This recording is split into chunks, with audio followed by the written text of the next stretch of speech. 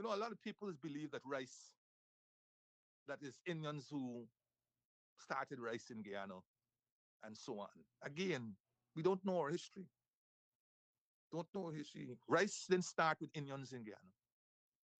Africans, Igbos, Yorubas, they were planting rice in this country. Not at commercial level, albeit not at commercial level, but they were planting rice for domestic consumption long before Indians arrived in this country. Increasingly, I see all kind of people now commenting about the docility of the diplomatic community, especially the ABCE countries, who had a lot to say under the Grainger government, a lot to say, and who have always been known to be vocal. All of them now have gone quiet. All. Sanitizing reports, remaining silent in the face of atrocities, they've all gone silent. Fair, because all of them now are benefiting from the largesse of the government, and they don't want to upset that apple cart. Who's not in getting benefit from the oil, getting benefits from the gold, getting benefits from massive loans given to the country. With humble hearts and heads bowed down, and thanks for each new day of toil, we kneel before thine altar, Lord, the children of Guyana soil. Great is the task that thou hast given, thy will to show, thy truth to find, to teach ourselves that we are one in thy great universal mind. But not in vain, we'll strive to build a new Guyana, great and free, a land of glory and of hope, a land of love and unity. Oh, children of Guyana, rise, rise up and sing with happy tears, and bless the land that gave you birth, and vow to serve her through the years. Yes, yes, oh yeah.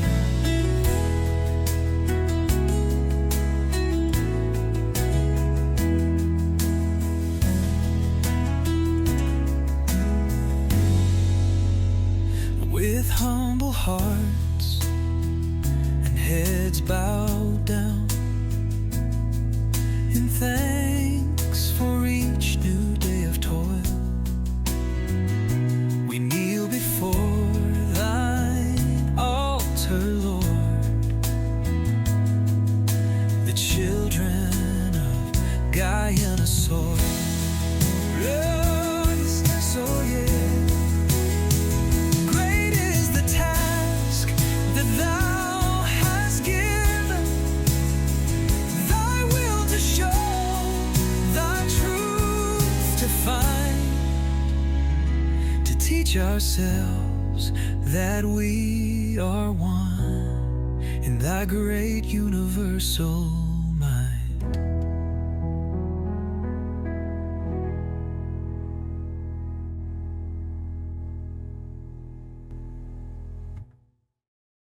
Just gonna ask our friends, how did you spend your Christmas?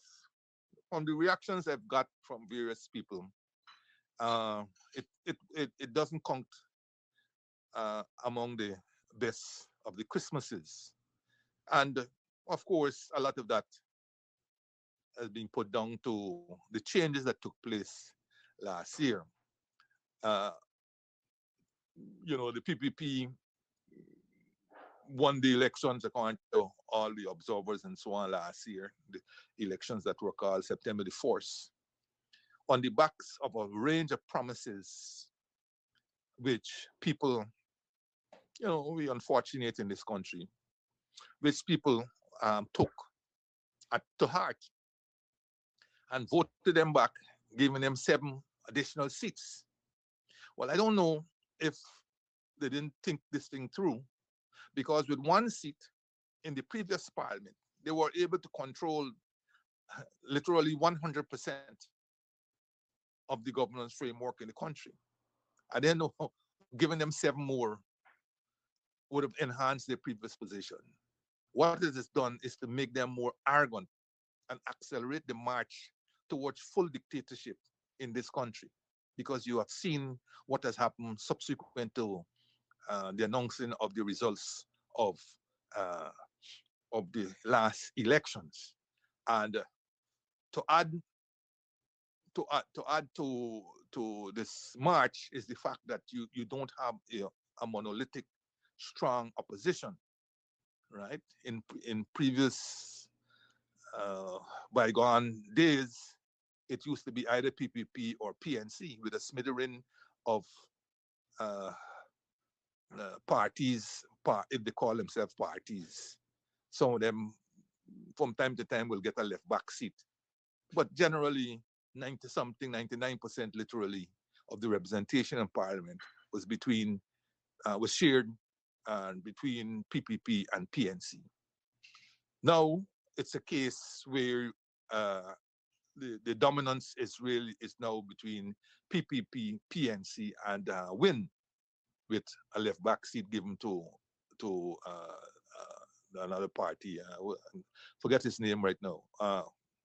FGM, and they themselves have their own problems with some fallout with one of the members of their party, VPAC, and whatever else. So the opposition can get its act together, and as a result, as of speaking today, there's been only 1 session of Parliament called, and that session was called just to swear in the MPs and to nominate a speaker and deputy speaker. And even there, the government continues to break with the convention. In the 12th Parliament, they broke with the convention, and even though the deputy speaker, went to a member of the opposition, it was a member of the opposition that they favored and that had the least representation in the parliament. The least representation in the parliament. This time around, they didn't even bother with that. They took the speaker and the deputy speaker, coming from both of them coming from the PPP. Now you have 36 seats, imagine.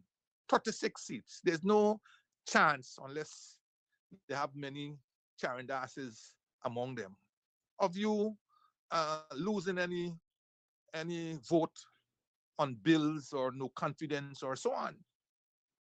But yet, you couldn't be broad-minded enough to stick with the convention of giving the deputy speaker to a member of the opposition.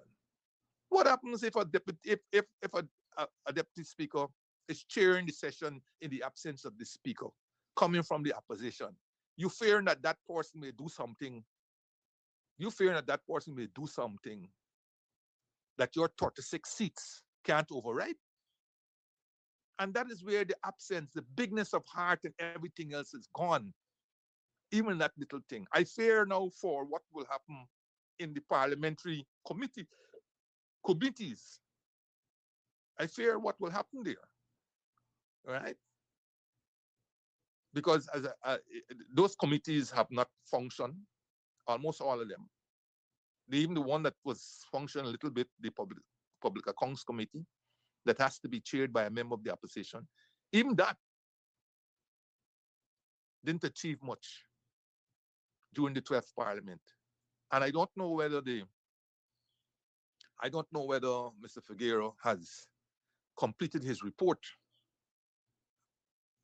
has completed his report. I hope he does, and does so soon if he hasn't, um, so that the government has an opportunity to respond to whatever has come up in. But those committees, they're farces. They meant well. The constitutional reform meant well with the formation of those committees, but they're farces. Under the 11th Parliament of President Grainger, we tried to put some muscle into them. And for example, the Natural Resource Committee was one of the best representation of what committees could be, shared between then Minister of Natural Resources, Raphael Trotman, and Lubumbo. A lot was brought out. Exxon was brought, I believe, was brought to the committee. Several other places were brought to the committee. A lot was disclosed. The Hansard will show that. And there were other committees that worked. But there's this morbid fear by a PPP government about including anybody else. It's as if we don't exist. It's as if the opposition don't exist. It's as if civil society doesn't exist. One does just have to look at this whole farce of Commissioner of Information. And if people know the history of that not commissioner, but this whole business of freedom of information, they will know that the PPP was dragged, kicked, and screamed before they put that law in place, but they had no intention of that law being implemented, as indeed so many others that will shine light in the affairs of government. Look where you have to go.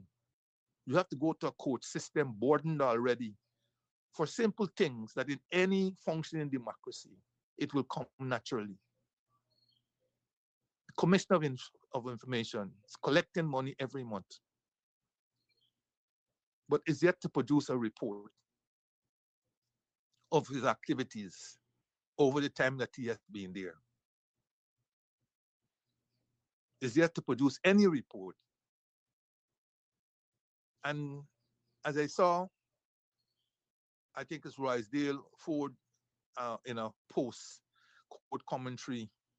Uh, he says people have become so docile in this country that they no longer raise their voices, right? They just tend to accept what is happening and move on.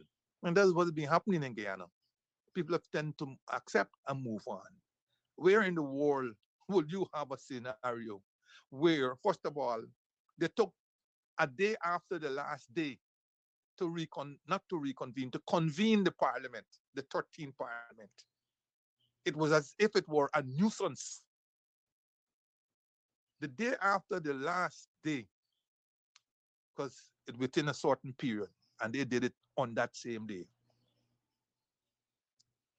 Having done so, that's it. The next time parliament is going to be convened is when they come to read the budget. It's when they come to read the budget. That is what we have in this country. And we have a lot of noise. A lot of noise. The MPs make noise, they make statements, they on Facebook and so on. Those things are relevant. They're not gonna move the government though.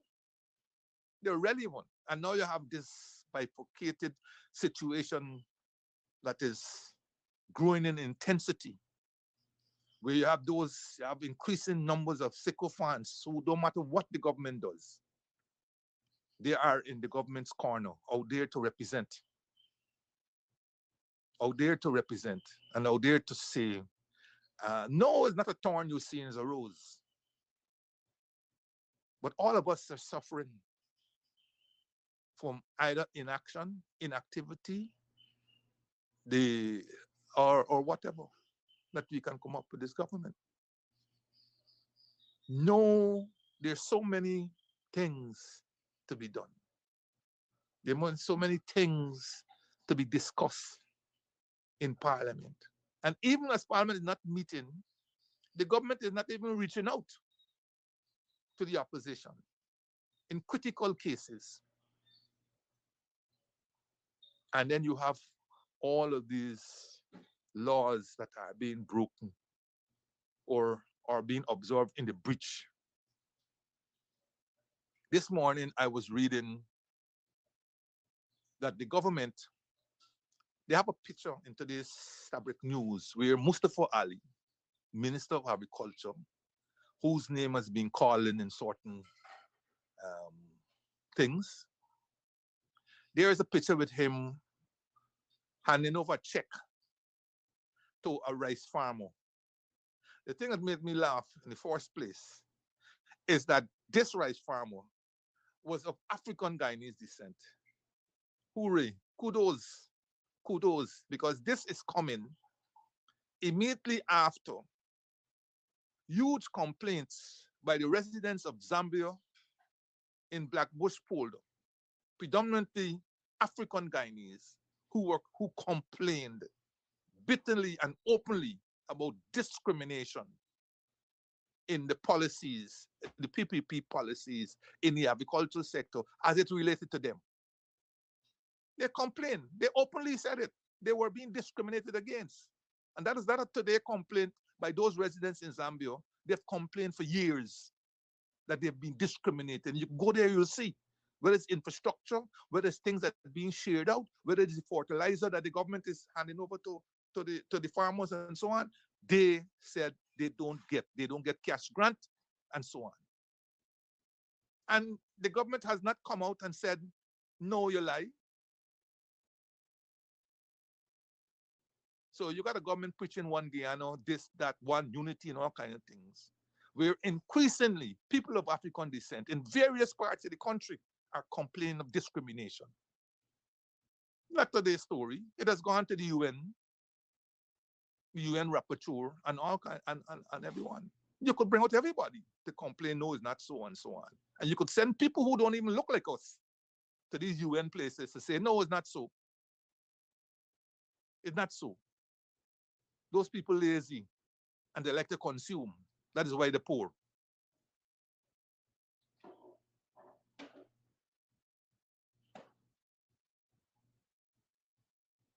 But it's a reality. So there is this picture in today's Sabbath News with Mustafa handing over a check to this black rice farmer. When we know that's just a PR stunt. PR stunt. You know, a lot of people believe that rice, that is Indians who started rice in Guyana and so on. Again, we don't know our history. Don't know history. Rice didn't start with Indians in Guyana. Africans, Igbos, Yorubas, they were planting rice in this country. Not at commercial level, albeit not at commercial level, but they were planting rice for domestic consumption long before Indians arrived in this country. Indians grew the industry without a doubt, and they are predominantly involved in the industry, while African Guyanese, in large numbers, have moved away from the land, even where they were planting rice. I got family who used to plant rice, they don't hang in rice. In fact, I don't even know if they know where the rice lands are. But back to this story. So this check was in relation to the $300 per bag paddy that Ali promised the people last year, and which obviously would have come out of that $9 billion that was set aside for cost of living activities, initiatives in last year's budget. My question now is, without a 2026 budget, how is it that Mustafa is able to hand over checks yesterday, the 7th of January, when there's no 2026 budget? Where is this money coming from? Because everybody knows, and even the general has flagged it several times. When the year comes to an end, all unspent balances, all unspent resources have to be returned to the consolidated fund. And you have to start back afresh in the new year. And while a budget is missing, no new activities can take place. Routine activities will continue until the budget comes out and pass. So, so Mustafa must come out and say, where did this money come from to pay the farmers on the 7th of January 2026 when there's no budget for 2026?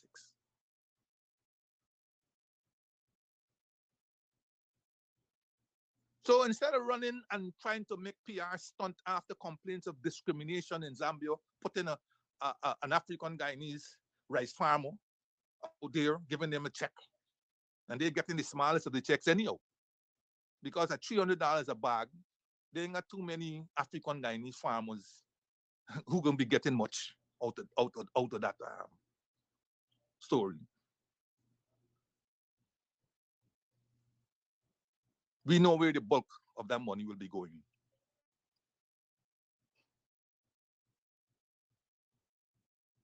And they must stop these stunts. They must stop these stunts. And it's a pity the Wins and so on, who's the lead opposition party, didn't go up and talk to those same Zambia people and those people around there. They probably went and talked to the other black bush farmers. But what about those people there? They're always being neglected, always being neglected. And talking about Win,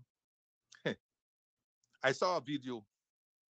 I saw a video with allegedly Nazar Mohammed making some derogatory comments about black people. And I will say no more because I know that video has gone viral.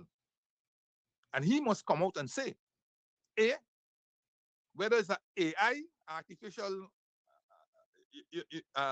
intelligence, whether it's not his voice, whether the video is somebody who's trying to stay in more, he must come out and debunk. Otherwise, if it is his voice, if that video is his voice saying those things, then the people who voted for Win must know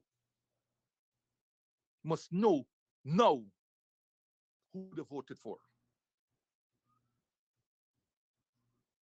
And them who run into whole picket and all kind of thing at the court case, whenever the court case is being called and so on, they must ask themselves if that video is true.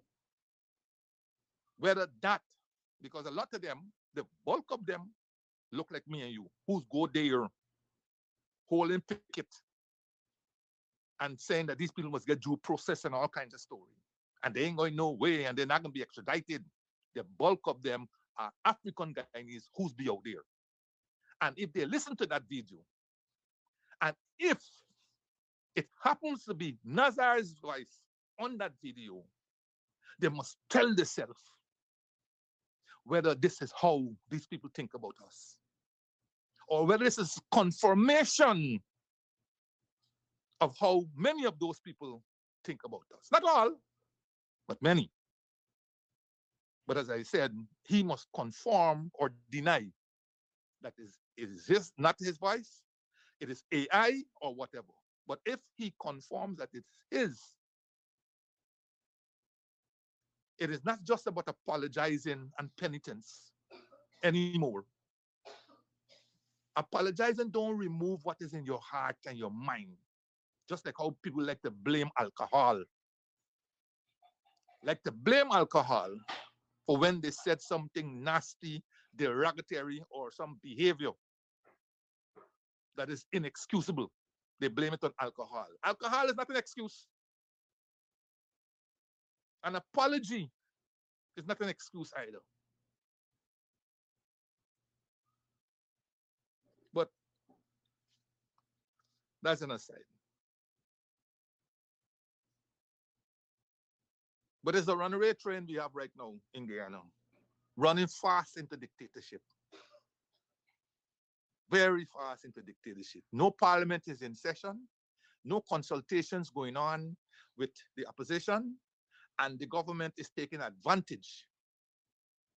The government is taking advantage of a decision made by the Chief Justice acting at that time, invoking the doctrine of necessity with the appointment of the commissioner of police because there was no opposition. So, and this is never what the Chief Justice had in mind, because the circumstances that invoke the doctrine of necessity, even though in my book they also were created by the government, because people seem to forget that for about 18 months, Joe Harmon was the leader of the opposition. And the government never sought to consult Joe Harmon on the appointment of acting commissioner. Never. Why? Because the government was up in its feelings that Joe said he didn't recognize the government. And that was enough for the government not to consult with the appointed leader of the opposition. So then they wait until there was an interregnum between the resignation of Harmon and the appointment of the new opposition leader, R.B. Norton, to make the appointment on this principle of doctrine of necessity. And it went to court, and the court agreed that there was no leader of opposition to consult, the business of the state had to go on, and so on, and the appointment was necessary. The appointment was necessary. Well, that is the court's thing. I think a number of other people, it was never appealed, the decision was never appealed, and therefore that stood. I think a number of people, though, who understand the public service, and I believe I am among those who understand the public service, understand the rules of the public service, and how the public service takes place, and so on, that the business of the state can continue with a deputy commissioner of police. That's why you have deputies. That is why you have deputies. That is why you have a line system of management. That's why you have an organizational chart. You have a head, you have a deputy, and you come down, you have assistants, and you have all those people coming down. That is why you have a line authority. It's not a sole trader. It's not a sole trader. When the sole trader, something happened to the sole trader, the whole thing collapsed. This is the whole machinery that you have a head, you have a deputy, and so on. And at the time when this decision was being made to appoint an acting COP, it wasn't the deputy, the appointed deputy who was there. Paul Williams was the deputy, everybody forgetting that. Paul Williams was there. I don't know if they had any more deputies at the time, but Paul Williams was definitely a deputy commissioner of police. But he wasn't considered to be commissioner of police acting, which will be the natural story, because if you have a deputy and they can't go up and act, then you shouldn't have them there. You should not have them there. But the fact that you got a deputy means, and there's a legitimate expectation that if there's a vacancy, temporary or permanent, I will be next in line. I will be next in line. Otherwise, again, as I said, it makes no sense you then having a deputy. If a deputy can't perform the functions of the office until office holder is identified and appointed, then what's the purpose of having a deputy? What is the purpose of having a deputy? But the decision was never appealed. It was never appealed. It was never appealed. And I think there was some conflation between performing the functions and acting, again, in the public service. These are two separate things. These are two separate things in the public service. Somebody who's performing the functions don't have the latitude as someone who's acting.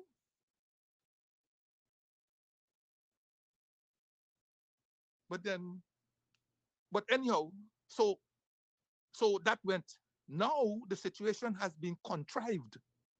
The situation is contrived. And so now you could have a scenario now, you don't need parliament anymore. Contrive a situation, invoke the doctrine of necessity, and make all the appointments. And make all the appointments. As happened in the case of the Teaching Service Commission. You hear how a Teaching Service Commission must be in place. A Teaching Service Commission don't have to be in place. Not in terms of the history of this country. Prior to that, a Teaching Service Commission hadn't been in place for how long? A Judicial Service Commission had been absent in this country for at least 2 years when they couldn't appoint judges and so on. The system never collapsed. The system never collapsed.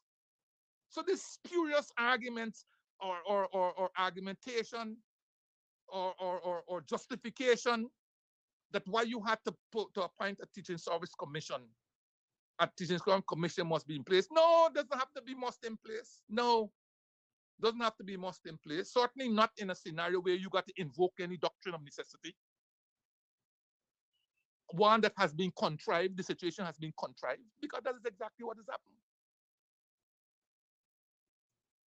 Every leader of the opposition, with few exceptions, were appointed the same day of Parliament, when Parliament was convened. There is no valid reason, right now for the absence of a leader of opposition. None. It has nothing to do with the government. No input from the government, nor the government MPs. But you have a speaker. You have a speaker. You know, what more can you say? And in all of this, they are afraid to go to all the noise that we made. Up to now, they can't meet to the courts. No, I agree with them in a sense, because to go to the court is to hang the situation, to put it in abeyance. It's to put in abeyance for how long God only knows. Because once it reaches the court, you're going to hear, well, we can't touch it. It's in the court. So I think that is what may have be stalling them from going to the court, because they don't know how long it's going to take for them to get a decision.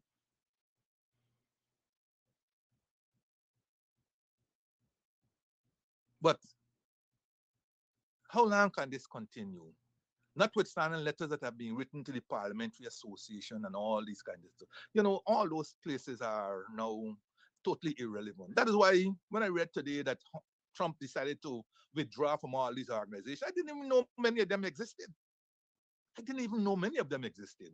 And maybe all they're doing is just sucking money by way of contributions from other countries. So I ain't giving Trump wrong. Over 50 different organizations, I think, or more, he has withdrawn the United States from. I agree with them. Because what was the purpose of that? Commonwealth Parliamentary Union, this union, the union, you write to these people have a war going on in Guyana, and they cannot do anything. Not even send a letter of solidarity and urging the government to treat responsibly with these matters. Where in the world would you get a scenario? Even in Barbados, where they had the lady won consecutive elections, all the seats.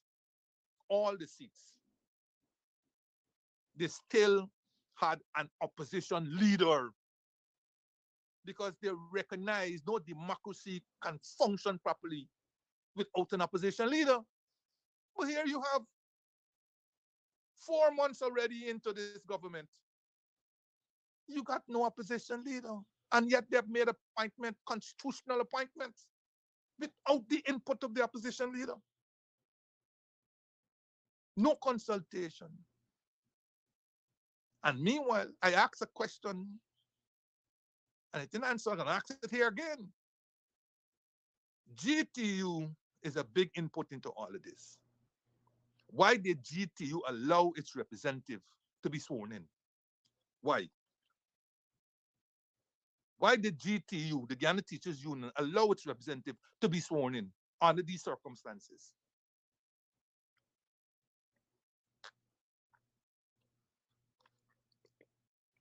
The president of the GTU owes the public an explanation of what was the thinking behind the GTU allowing its representative to be sworn in on a commission, a teaching service commission, that has a halo on its head in terms of its constitutionality. And when this thing happened, I spoke to a certain political individual too. And they assured me that they are going to move to the court immediately. Immediately, as in the next week after the holidays, to challenge the constitutionality of this. Today's the 8th. I don't see that challenge. And everything seemed to have settled down, back to business. And the next set of commissions are coming up. They ain't gonna point, they ain't gonna think the leader of the opposition. They're not gonna think the leader of the opposition. And people are saying, well, they're afraid to call parliament because they're gonna have. No, they don't have to. They don't have to. They will continue running that parliament without a leader of opposition. There will be an opposition, but there will not be a leader of the opposition. They will continue to run parliament in that manner. You don't need the leader of the opposition to be in place to pass the budget, to pass the Appropriation Act. You don't need a leader of opposition to be in place to pass laws. You need a parliament to be in place. And that is exactly what is going to happen. They don't care. They don't care. And they don't care because, as Rysdale Ford said, people have become docile, and seem to be accepting, have come to accept things because in many ways we are so beaten down, we're so battle weary, we're tired, we can't fight anymore. Unpack the bags and close the door, and we leave. Right? We continue to leave. Ask the U.S. Embassy in Dubai or wherever. They're still having large crowds every day. No matter how much people say Trump want them and so on, they're still having crowds large every day. Right? To leave. A supposedly fastest growing country, people want to get out fast. Why? Isn't America and all these places interested in making certain that our citizens stay here? Increasingly, I see all kind of people now commenting about the docility of the diplomatic community, especially the ABCE countries, who had a lot to say under the Grainger government, a lot to say, and who have always been known to be vocal. All of them now have gone quiet. All. Sanitizing reports, remaining silent in the face of atrocities, they've all gone silent. Fair, because all of them now are benefiting from the largesse of the government, and they don't want to upset that apple cart. Who's not getting benefit from the oil, getting benefits from the gold, getting benefits from massive loans given to the country. Things so nice. Britain, who yes, had been around Guyana a long time and so on, but who had not favored Guyana a long while, including removing at that time entry certificate where we could go to Britain and all kind of thing and putting in visa and all kind of story. They're now giving Guyana a wash of money. They just up the ceiling to £2 billion. The envelope. Guyana could borrow up to £2 billion from Britain. Of course, they're looking for their place in the sun after they made that what is appearing to be disastrous decision of exiting the European Union. They're now looking for friends and markets, And while our market might be small in terms of 800,000 people and so on, we got plenty of money floating around. Right? And so all of them So we on our own in this country. The faster we learn that, is the greater our chances of coming together and make certain that democracy, what they love to claim they fought for, but now it seems to be dying in this country. Everything you want in this country, you got to fight for, or you got to go to court, or some sort of thing. Which brings me now to this second hot potato. The third one I want to deal with. Yes, I will deal with it. Um, this business about deportees coming together and all of these. Now, the first thing is, who would believe that the news headline says Guyana and United States about to conclude a framework, uh, MOU or whatever, for the sending of deportees slash refugees to Guyana. Imagine this is taking place. This is taking place in all of this secrecy without, this is not where they're signing some kind of security arrangement in Guyana for the involvement of US security forces or something where you may have to get it secret. This is something that is going to affect this whole country and its citizens directly. And this is being conducted in secret, not in the parliament, not in the parliament, not in the open, in secret. And then be we will be fed a fait accompli. The agreement will not even meet parliament when they don't sign on the dotted line. Can you imagine that is how we are being treated? You are discussing with United States sending people here that United States doesn't want. They don't want them. These people who went to United States and claim, I don't know what they claim, refugee status. Many of them are also criminals who United States doesn't want, and they don't want to go back to their country and so on. They're going to palm us off here. They're trying to tell me that, oh, they're going to be sending people that Guyana agree with. Guyana agree with? Guyana agree with? You could disagree with the United States, and they will be properly vetted. By whom? Guyana?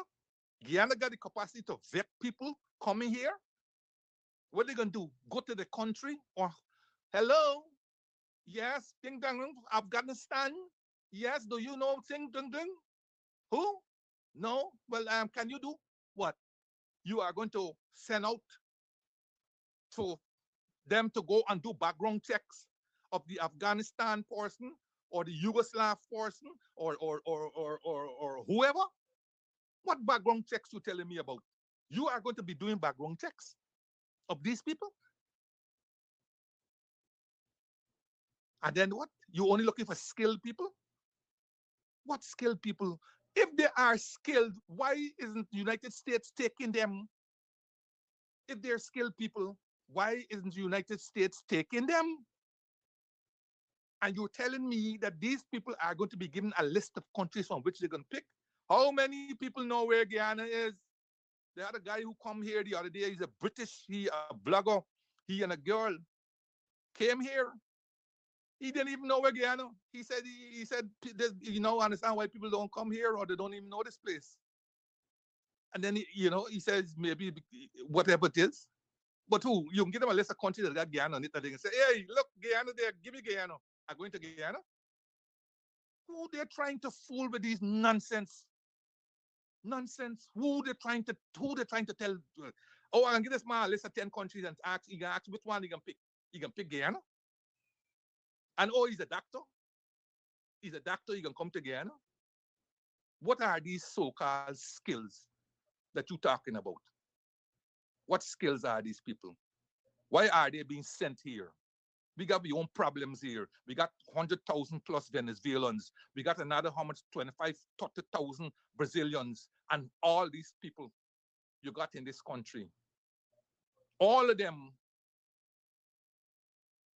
you got in this country, while natural Guyanese are suffering like hell. And if the government don't recognize it, there's a growing resentment with these foreign nationals right now. When they picked up Maduro, it's not only Venezuelans who are rejoicing at the sea walls. Speak to the Guyanese national here, and they can say, good, I hope now they can go home. You could understand that is the level of resentment people have for these people.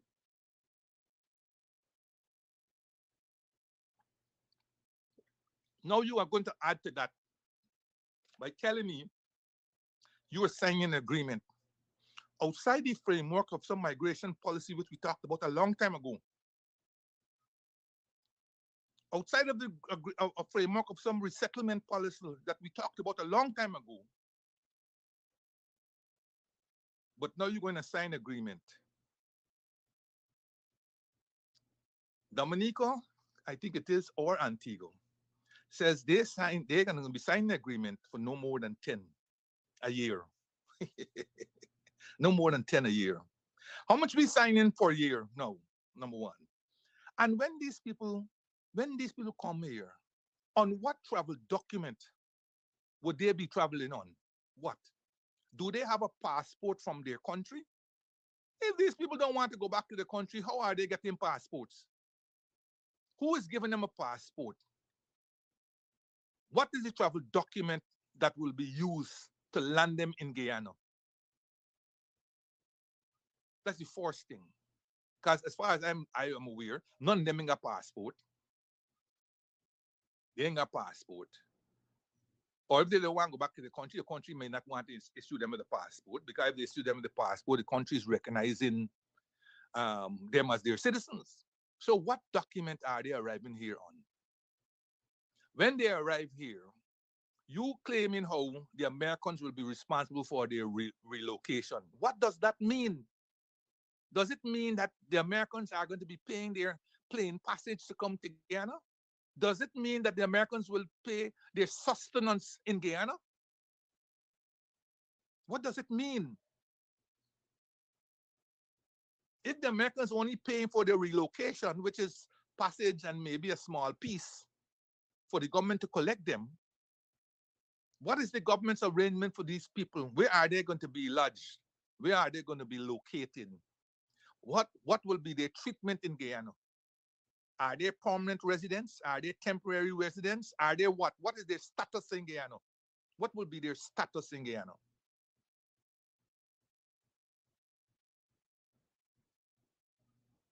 But the overriding thing is that these people are taking us for jackasses and they're riding us to death. They got believed that 36 seats give them the right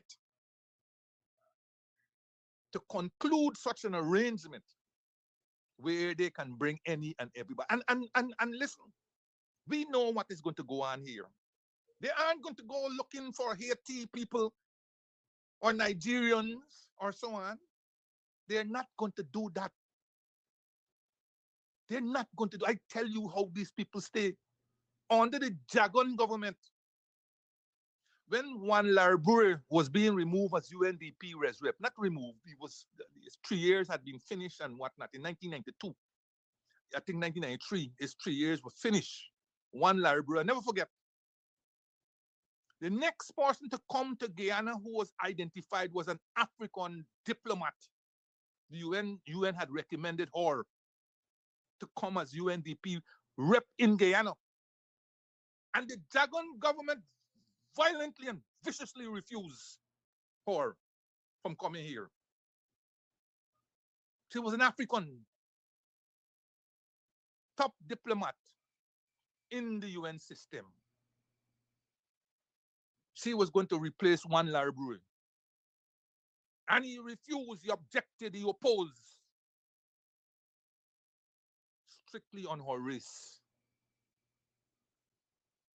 He didn't say it's on her race, but they will find all the spurious excuses.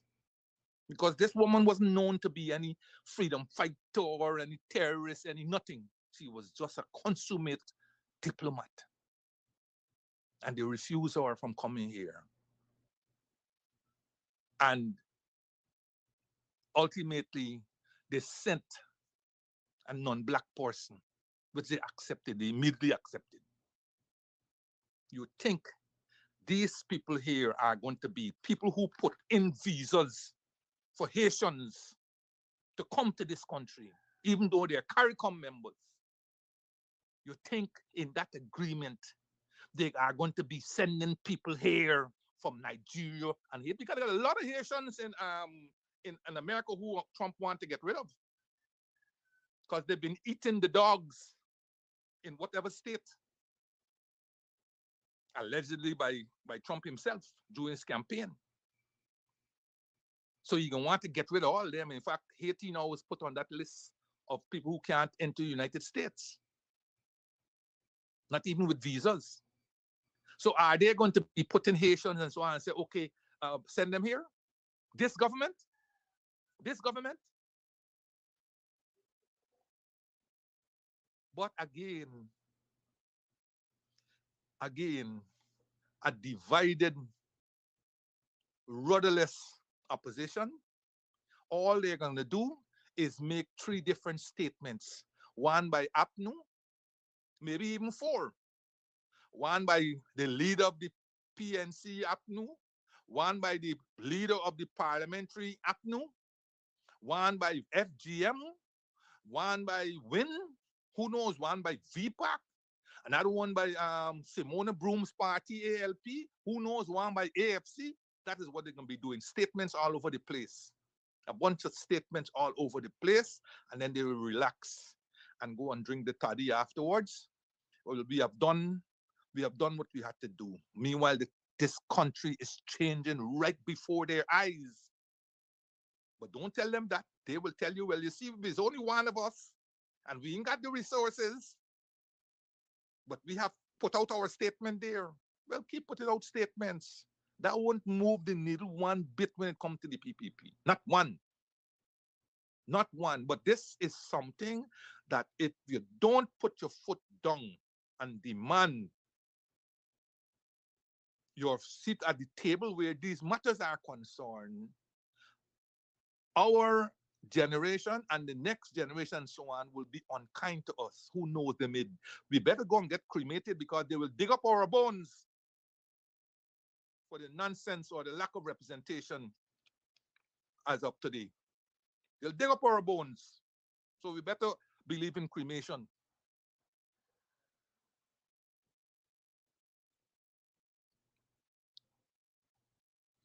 So deportees will be coming. Deportees. No, nothing but refugees. Deportees. Lots of deportees they have there. Those are the ones they're going to be sending here. And the other thing is, we don't know when they're going to arrive here. So we don't know. But this kissing up that Guyana is doing to the United States, God forbid it comes and backfire on us. And, the likes of the Burnhams and the Jagons and all those who fought colonialism and imperialism in this country and so on, all those who fought for independence and the right to self-determination, they must be rolling in their graves as to what they're seeing today.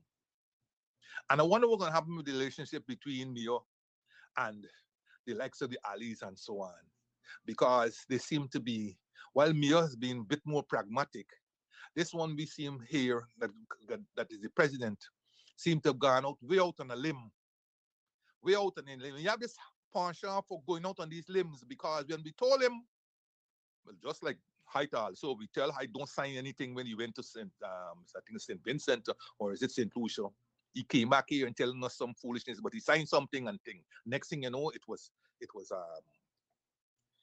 abrogated or absorbed in the breach. He gone and signed stuff with Maduro and give him Maduro gift of liquor. Who Maduro might just throw in one corner because he might be afraid he can get poison and thing. Throw in one corner. Gone and signed. And without the ink even drying, Maduro was already tearing up that agreement with St. Vincent. Why? Because he allowed the last one, Gonzalez, and them, his friend and the friend of the PPP, to guide him rather than listening to people, our exports here, for our interests. Gonzalez is looking after his interests and his country's interests. Now I see our leader, President Ali, going out of his way to praise Trump. Every statement is President Trump. President Trump. We better be careful. I don't know who's advising him. I don't know who's advising him. While we have to live good with the United States, you'd be a fool to be living in the United States backyard and not live good with them. And Cherry Jagan found that out the hard way. At the same time, you have to have a pragmatic approach to your dealings. You have to know how to wheel and deal. You have to know how to walk through the raindrops. Because from the time you start walking a line, it's going to be very difficult to dismount or to deviate from that line. And that's what we're doing now. We are soaring with the eagle. We are soaring with the eagle, thinking that the eagle will forever grasp us in its claws. We'll find out sooner than later that America subscribes to prominent interests and not prominent friends. Ali sat down with a set of journalists, friendly as they were, and when asked the friendly question, what book you think? He couldn't come with a Guyanese book, My Bones and My Flute, by Edgar Mittelholzer or one of these, or Jan Carew or one of them.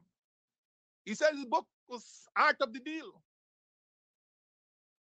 He said he read it. I hope so. Art of the Deal. Trump again. You're going out of your way. You're going out of your way to be noticed by Trump through his surrogate foreign minister, Rubio. In the hope that what? It will bring us what? Because you are doing all of that and you have not shown how it has advanced our dilemma, or whatever we may want to call it, with the Guyana-Venezuela border controversy. Yes, keep saying it's at ICJ. Yes, it's at ICJ and so on. We agree with all that. But for all of this capital that we are spending,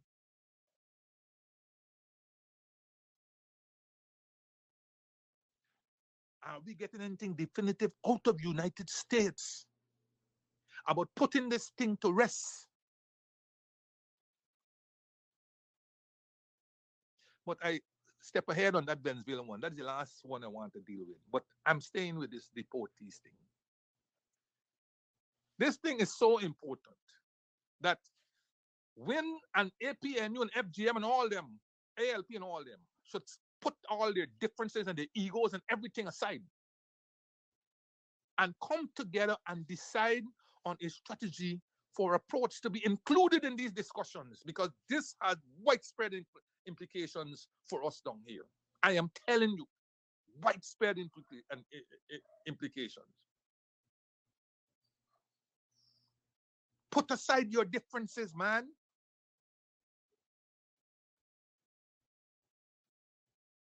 And while they're done advancing and you can't stop, make certain now you have to be able to make representation of what you would like to see in that agreement. Because all this talk about vetting and all kind of things is a load of claptrap. Whoever America wants to send, they will send here. They will send here. Why? Because they got a gun to our heads. And that gun is the Venezuela border controversy. I will come to it just now again. And when you got your hand in tiger mouth, what you got to do? Pat the tiger. You don't enrage the tiger. And that is the reaction you're seeing with this government in particular, Ali. They got their hand in tiger mouth.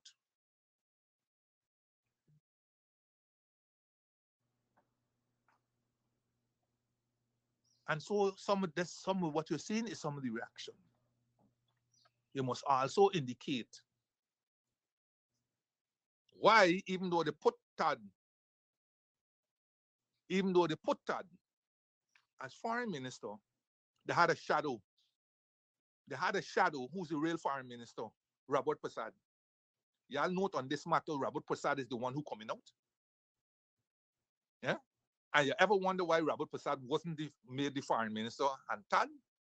They got to do maybe because of his citizenship. Maybe. Maybe. Maybe. But Tad there, they put it there, and but Robert Prasad is the foreign minister. Robert Prasad got the ear and the confidence of the government, of the high command in the government. And he's the one who has been made in representation. He's the one who has been meeting with this high level thing and so on. We gonna put Tad there, man. He's a face. He's a face, and he makes up part of the number of the African Guyanese in the PPP. But when it comes to these matters and so on, delicate matters and so on, let Robert deal with it. And so there's Robert who's out there. Not you, Tad. Who is the foreign minister? Robert Prasad, with some nebulous designation as foreign secretary. I explained this thing about foreign secretary to you a while back, and I'll quickly say it again. That foreign secretary nomenclature was borrowed from United Kingdom. The foreign minister of United Kingdom is a foreign secretary. Is not a minister of foreign affairs, is the foreign secretary, you call him. And that was borrowed by Grainger. When Kyle Grainger was asked to resign because of dual citizenship, Kyle Grainger was the Minister of Foreign Affairs, and he was asked to resign because of dual citizenship. So that nomenclature was borrowed from UK as foreign secretary. And that is what Kyle Grainger was made, foreign secretary, the closest thing to the foreign minister. So ultimately, in the Ministry of Foreign Affairs, you had two foreign ministers, the Minister of Foreign Affairs and the Foreign Secretary. The Minister of Foreign Affairs, who was Karen, what was her name now? Dr. Karen Cummins. Dr. Karen Cummins. And essentially was the real foreign minister, the foreign secretary, Kyle Grainger. And the PPP, copycats as they are, they love for the PNC/APNU to go and do the donkey work. And then they will come in riding like the white horse and just collect. And that's what they did. They didn't drop the foreign secretary story, right? When they came in now, they had their foreign minister, Utad, and they named Robert Prasad foreign secretary. So you got two foreign ministers in there. The one that got the confidence of the Politburo and the one who's there for show. And Robert Prasad is the one who's foreign secretary, who is really the foreign minister, and who have the confidence of the Politburo. So he gets to go on all these different missions, speak to these high-level people, and conclude and negotiate these agreements. Because you got to be aware that this deportee agreement has to be highly secretive and exclusive. Because they know it's going to get clapped back in Guyana. So they want you around that. So you put Robert to deal with this business of deportee. I'm telling you, it's deporting. I don't do refugee. Deportee. Trump want them deportees there. They send some to Nicaragua, and they're sending some to somewhere in Africa and Rwanda and all kind of story. And now they're asking us now to take some of these people. And Guyana, that got a gun to its head, can't say no. Can't say no. But you see, if we were going to be doing this and negotiation from not a position of strength, but from a position of unity, where collectively the government and the opposition were at one in terms of what we wanted to see, because it's a fait accompli. We can't tell the United States no. We could tell them no at our peril. So we can't tell them no.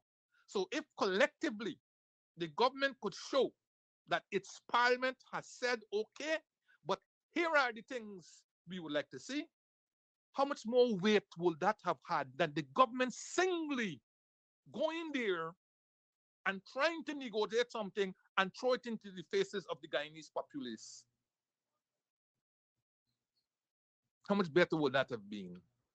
Would the government have gone up 2 pegs in your eyes if this agreement that is going to affect us all is to be seen to have the unified agreement? Right? Because, like I said, it's a fait accompli. We can't tell America no.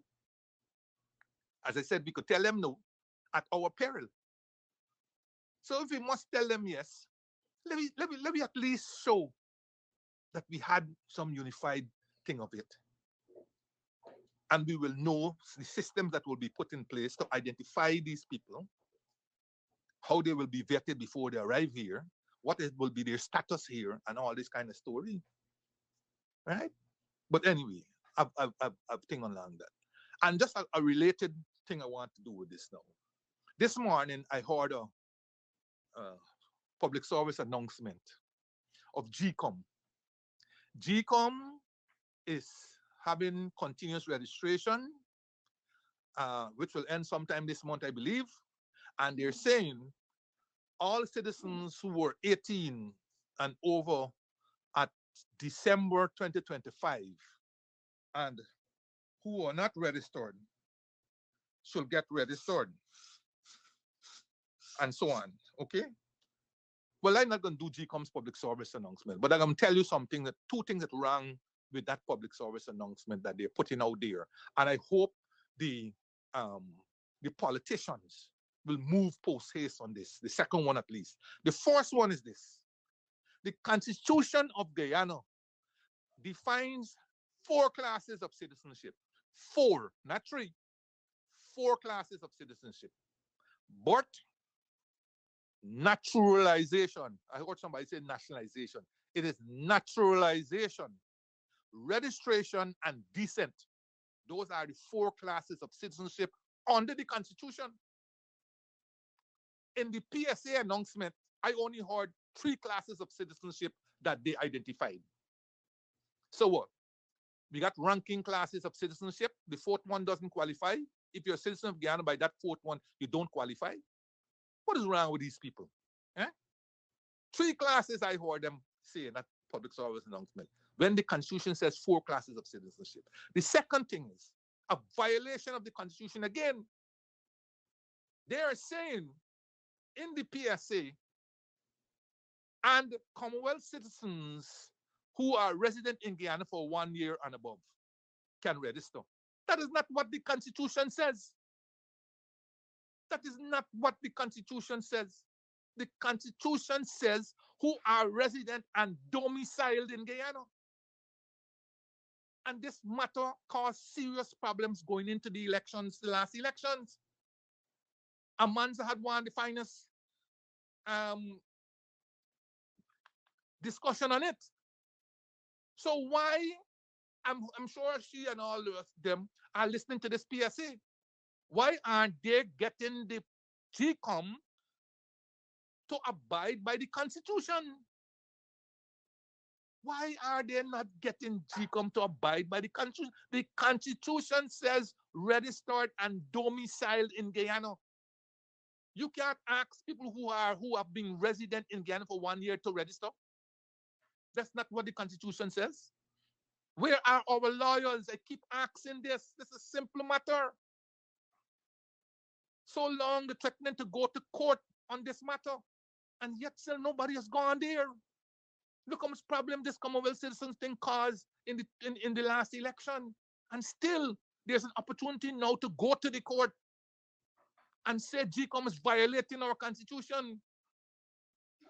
in their PSA announcement. The Constitution talks about resident and don't. There are two criteria to be satisfied before you can get registered in Guyana as a Commonwealth citizen. But yet still the PSA telling people, if you're a resident in Guyana for a year and above, you can go and get registered.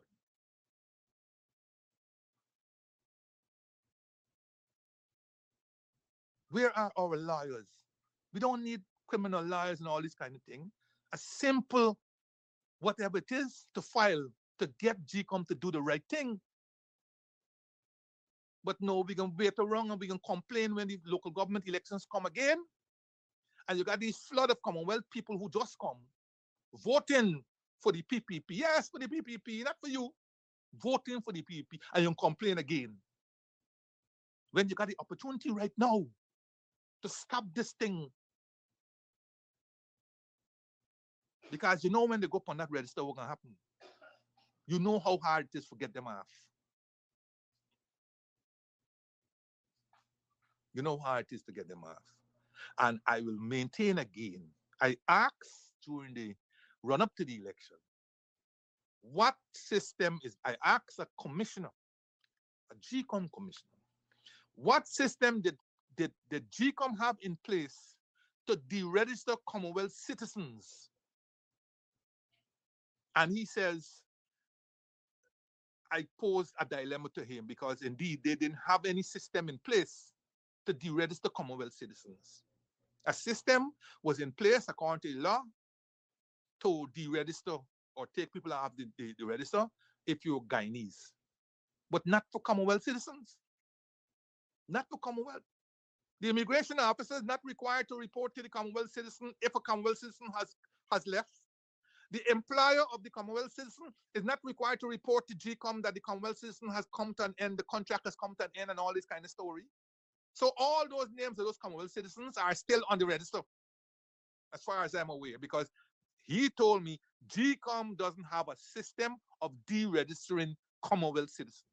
Okay, so my last topic for today is the one that is in vogue, the Venezuelan issue. The Venezuelan issue. Well, as we all know, that the might of the Americans was put on show last week Saturday in the wee hours of the morning when the Delta Strike Force went and extracted the head of the Venezuela, President Moros, and his wife. In the process, up to 65 or nearly 70 people were killed, according to the latest numbers. Extracted is an interesting word because the word that was being used back in the day was rendition, right? Because like Panama's Noriega, Moros was rendition by the same scenario, same playbook. He was accused of drug trafficking, just like Noriega. He stood accused, and he will have his day in court in New York. He has already made one appearance in which, of course, he stated his innocence and so on, contrary to what the Americans have on him, showing extensive drug links, and profiting from drugs, gold smuggling, and whatnot. Now, we may not like what the Americans did. We may not like the manner in which the person was extracted. It may very well be contrary to international law and whatnot. But for Guyanese, we are not going to be so hardened about. Yes, I mean, we may be thinking, playing around with international law and so on, but long and short, you ask the average Guyanese, and they would say it's good riddance. It's good riddance to Maduro, and not necessarily good riddance to a problem, a contrived and invented problem by the Venezuelans to steal 2/3 of our territory. And in place is they've put in the Vice President Delcy Rodriguez. I met this lady in 2015 when I went there to attend a meeting of Petro Carib.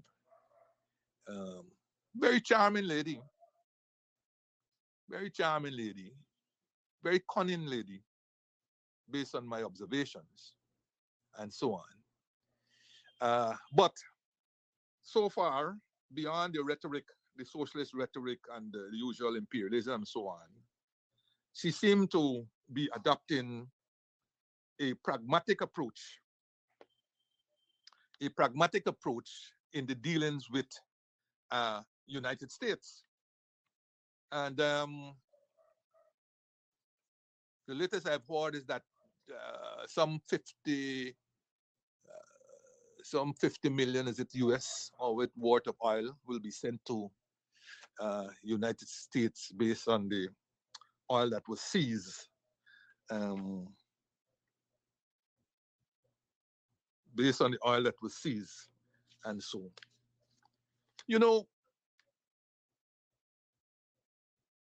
now that we're going to understand fully America's involvement in Venezuela, America understand with Venezuela, and why Venezuela, in a sense, was able to resurrect that claim, a claim that was settled. You know, we know over the last, I would say, ever since Venezuela had a problem, Chavez perhaps, ever since Chavez came there, the relations between Venezuela and United States have deteriorated significantly. And I had, I believe it's 2022 early, on the same program, I made some assessments about our own oil and our oil position vis-a-vis Venezuela, right? America, in the absence of Venezuelan oil, and of course, Iraq, Iran, Russia, and of course, OPEC and their manipulation of output and prices, had turned inwards somewhat to their own oil production. And so over the last 10 years or thereabout, 5-10 years, US oil output has been increasing rapidly due to what is called fracking, right? What they call a shale revolution, fracking. But notwithstanding that, America still needs significant oil imports to satisfy its needs. Oil is classified generally in three broad headings. You have what is called the light crude, what is produced by Guyana and a number of other countries. In fact, many countries produce light crude. But Guyana is the most recent of the finds. And as an aside, I saw a video with Sir Trevor Phillips.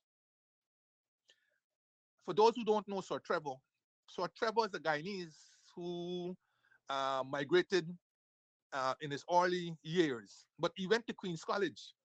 And he became the famous face of BBC broadcasting. And one of his most recent videos, he put the oil reserves of Guyana at 30 billion barrels. And he was quoting from BBC sources. He put it at 30 billion barrels of crude oil. When I said before that we as a people are being fooled as to the reserves, almost every study or every report, whether it's from Bloomberg or anyone, these things, don't quote 11 billion barrels of oil. Don't quote 11 billion barrels of oil. And when our own government is conniving with the oil majors to keep us in the dark about what is our resource, you know how they think or what they think about us. What they think about us. It's not 11 billion. And nobody in their right mind believes about 11 billion anymore. We have seen estimates, even from their own Asghar Ali, who they have heading the Wales gas, the thing project or whatever.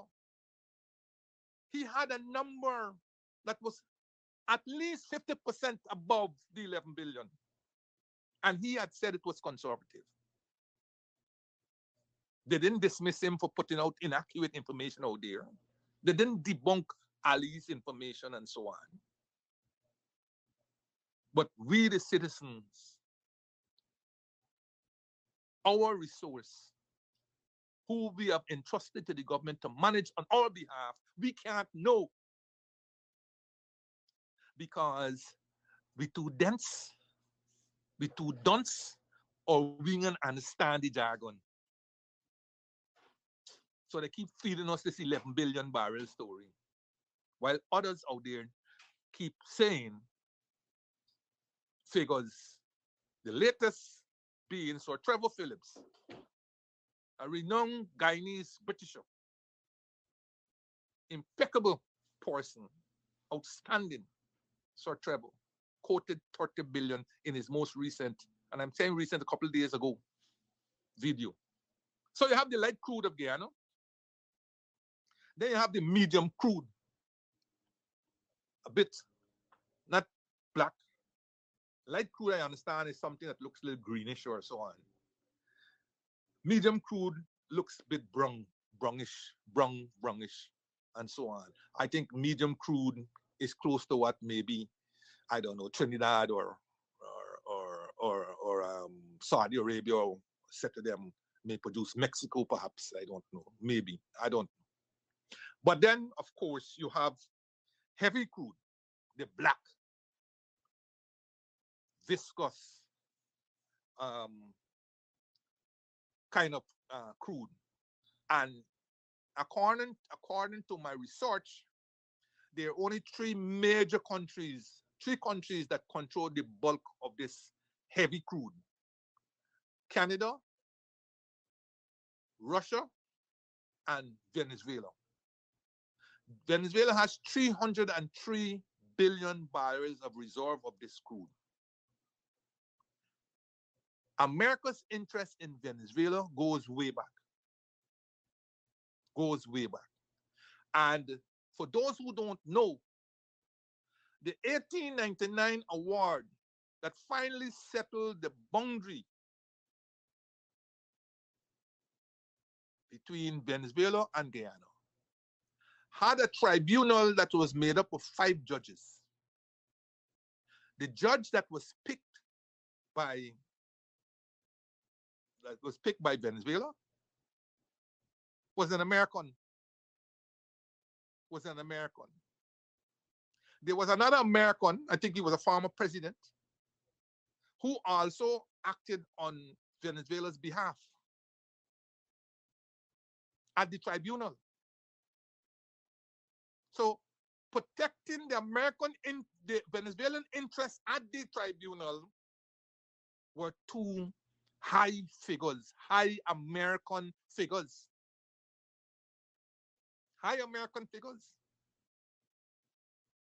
And contrary to beliefs, Britain lost significant territory in the award, especially in the mouth of the Orinoco and the Amacuro Delta area. All that was controlled by Britain lost during the award. Britain, in its waning days of power, and threatened under the Monroe Doctrine couldn't present the showmanship, brinksmanship, and the power that it had in prior centuries and prior years. And once America fought and gained their independence in 1776, I think it was, Britain's influence in this part began to wane. And so, in that 1899 award, that for all intents and purposes, Venezuela got more than they should have got because of the weakness of Britain. They had two Americans looking after their interests. And as I said, the Monroe Doctrine didn't brook anybody, Europe or otherwise, getting involved in this Western Hemisphere. That is why the Monroe Doctrine, the Donald Trump Monroe, now the Monroe Doctrine, has now been reinvoked at another level. But that's for the other people, not for me, the economists. Yes. So, and all of that interest stem from the fact that Venezuela is one of the richest countries in the world in terms of natural resources. Not only oil, it has extensive amount of gold, iron, other minerals, extensive. And Guyana is like a mini Venezuela in that we have those kinds of resources too, but at a lesser rate, lesser amount. And so America always had an attachment to the oil in Venezuela. And as a result, when you look at Texas and Louisiana, the refineries there, America got, I understand America got over 100 to 150 refineries. But most of those refineries which exist alongside Texas, Louisiana coast, they were set up to refine this heavy, tar, viscous, black crude coming out of Venezuela. That's why you see from Venezuela to the coast of United States, Louisiana, Texas. And the other refineries that can refine this heavy black thing are in, I think, somewhere in California. And they're set up there to take off the crude coming out of Canada, the same black crude that coming out of Canada, and so on. So when the problem started with Venezuela, and Chavez nationalized all them American companies, where you had Chevron, Exxon, all them in Venezuela. And first Chavez came, he nationalized all of those assets and so on. And it caused a rift between United States and Venezuela. Those refineries at Louisiana and Texas were being starved of this black tarry stuff called crude and remain idle. Of course, they had to get more expensive crude coming from different places, whether coming down from Canada or other places. I doubt whether from Russia though. Don't think they imported from Russia. So that's the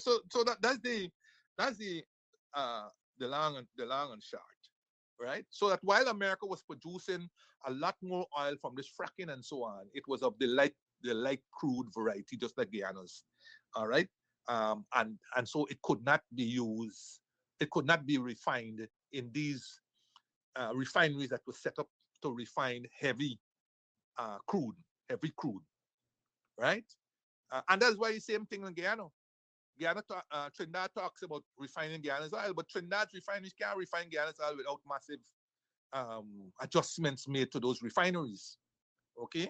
So when people say, well, look, why are you going to build your own refinery? Why don't you use Trinidad? Trinidad refinery is not set up to refine light crude like us. And major adjustments would have had to be made. major adjustments would have had to be made to do that, to do that, right? So in comes Trump, and they put up the drug boogie, and of course, uh, being the business money is and so on, they never forgot. They never forgot the remember the force in the force Trump go wrong. His Secretary of State was the immediate chairman of Exxon.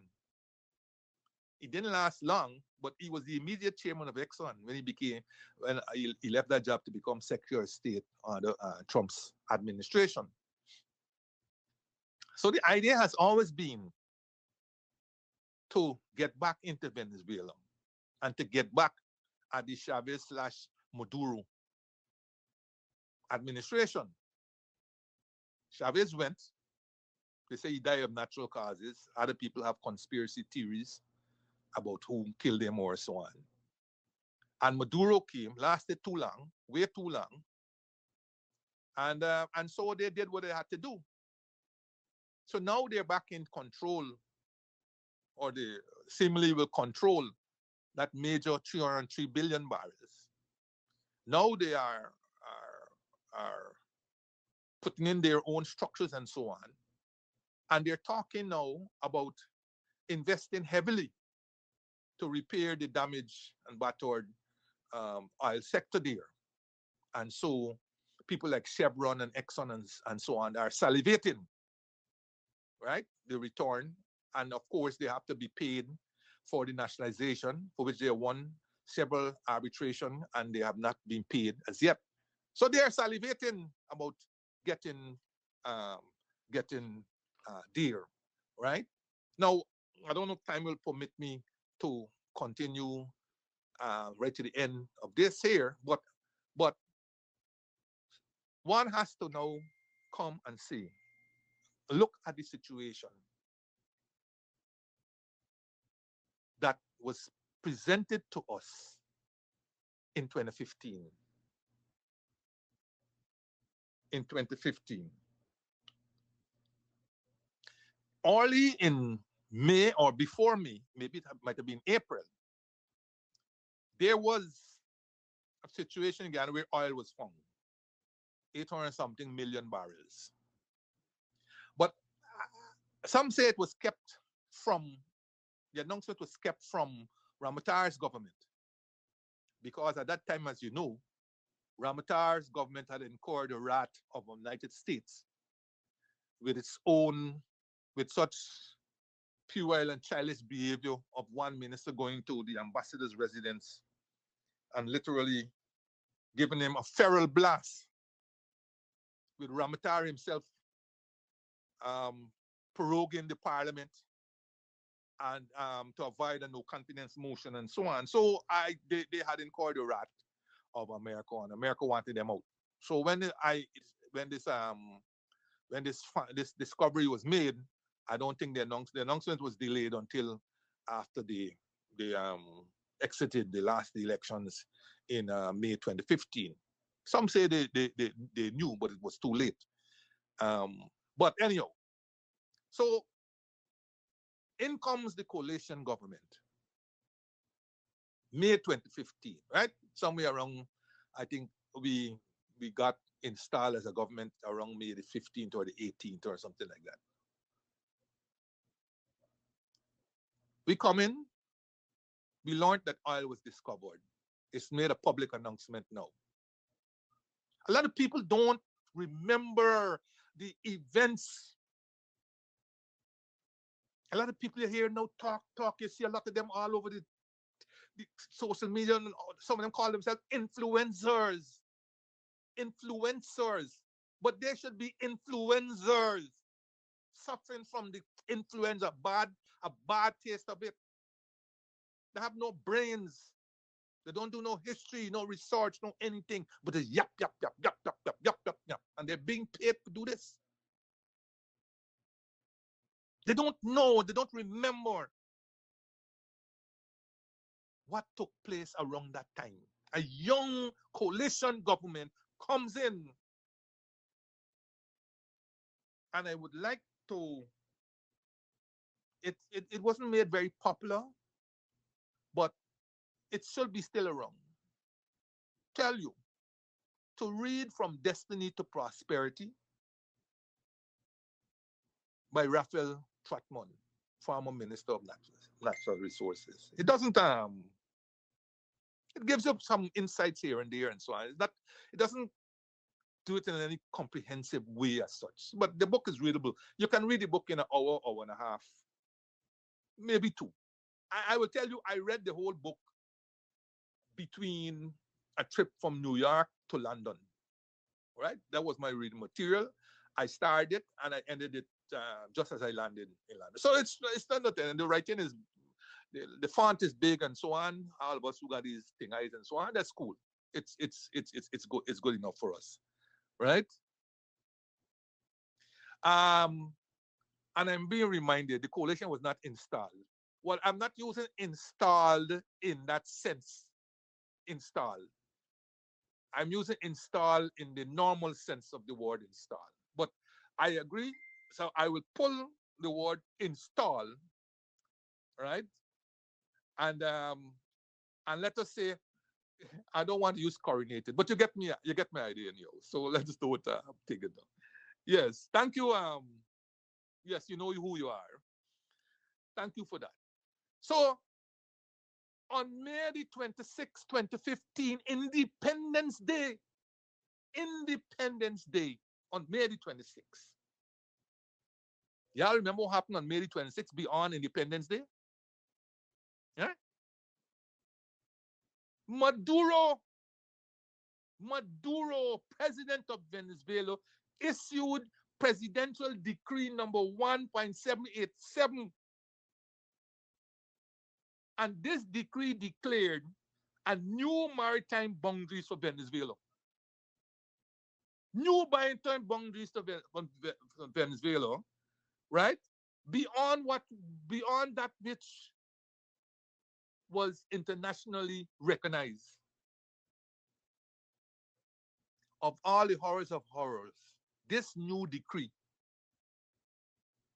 included all of Guyana's waters, extending also maybe parts of Suriname, French Guiana, and Trinidad. But all of Guyana's waters, including the waters that got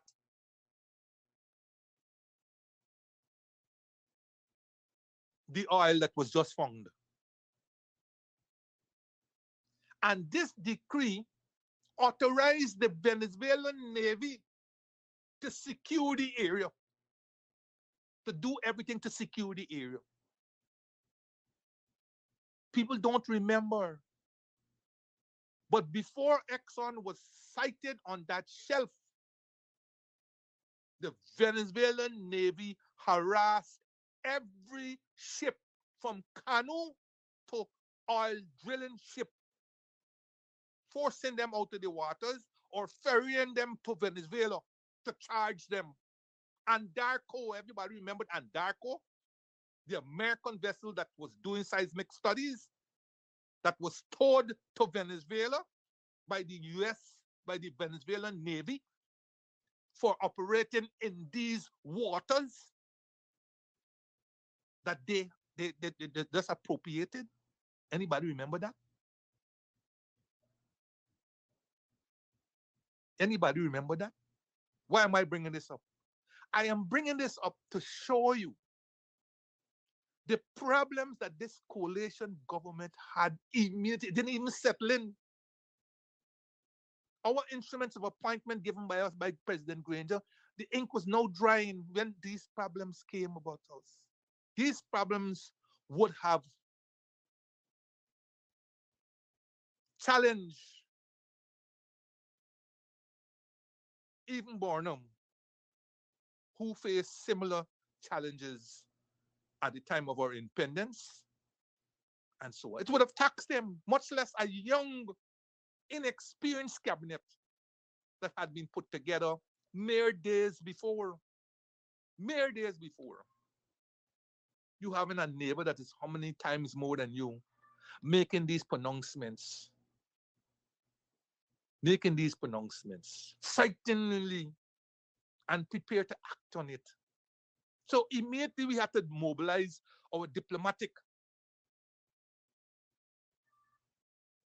We have to mobilize the diplomatic community, a community that was strained by the previous PPP governments.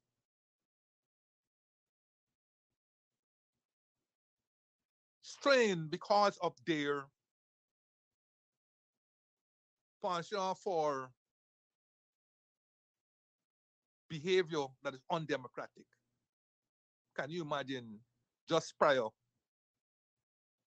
somebody gone to the US embassy's um, independence celebration and cuss them out, give them a feral blast.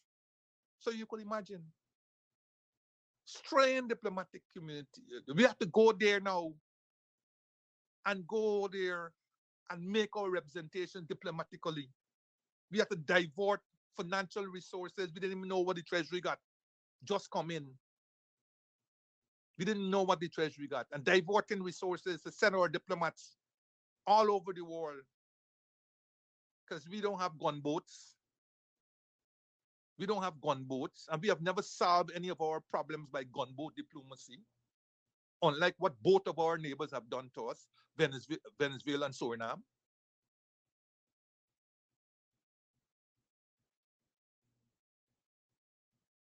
So we had to send out our people Commonwealth and all this kind of story. But while people can send you those nice diplomatic notes expressing solidarity and all this kind of story, it don't stop Venezuela from behaving the way it be. Venezuela may not be a world power, but in this hemisphere and in terms of world trade and so on, Venezuela counts relative to Guyana. Venezuela got 30 million people or close, or 20 something million, nearly 30 million people. Venezuela is in the top 20 at least of countries in terms of square miles, all these resources and so on. So yes, people are going to tell you, India is going to tell you, man, we are support US Commonwealth and so on, but India trading with Venezuela. 30 million people versus 800,000 here. So you could go and talk about cultural roots and all this kind of thing, but pragmatic politics don't make them go out on a limb. Russia and all these places, yes, people may have links to Russia and so on, but again, they will tell you, like the Chinese going to tell you, solve your problems in a friendly and thing manner. They do nothing else. So statements of support don't mean anything beyond just that, statements of support. So we had to have another strategy to counter Venezuela's aggression. This is what people don't understand. You can have friendly negotiations. You could have torrid negotiations. You could have negotiations where a gun is placed to your head. The long and short is that while we're getting all these expressions of interest, of support, and so on at the Commonwealth and all these different places, you have to have a tangible way of resisting Venezuela. And that tangible way is to get a major oil company operating on the shelf, our waters, with our permission. And fortuitous circumstances conspired to bring Exxon. Now, I can tell you this. We don't have the technology and the mapping and all this kind of thing. But I feel America or Exxon always knew we had oil. And the time had to be propitious before they exploited it. Shell and them, they did come but they didn't express much interest. They're gone. Sell it over to Exxon for next to nothing. Hand it over to Exxon for next to nothing. But the fortuitous circumstance was what Chavez presented to us. That is the nationalization of all the American, including Exxon and Chevron now, properties in Venezuela and forcing them out. And so that presented us with that propitious opportunity for them to come. On the other hand, though, while that is propitious, Exxon knew of our situation. Isn't hiding that this border controversy was activated long after it was solved by the 1899 arbitral award. Venezuela accepted that, assisted in the demarcation. They accepted that award for about 60 plus years and then invoked it through a combination of some letter left by a junior lawyer at the arbitration named Malay Provost and this darkened combination slash socialism that Jagan was following. And so, coming up to the independence and looking at Cuba and what Cuba was able to achieve, America in its own backyard deciding and get another Cuba.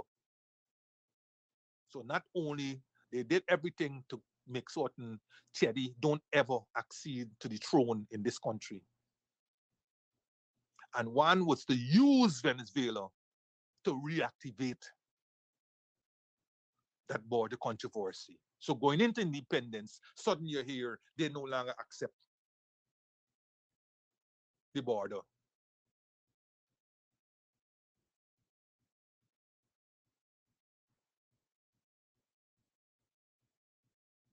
So when we get, so when Exxon found oil,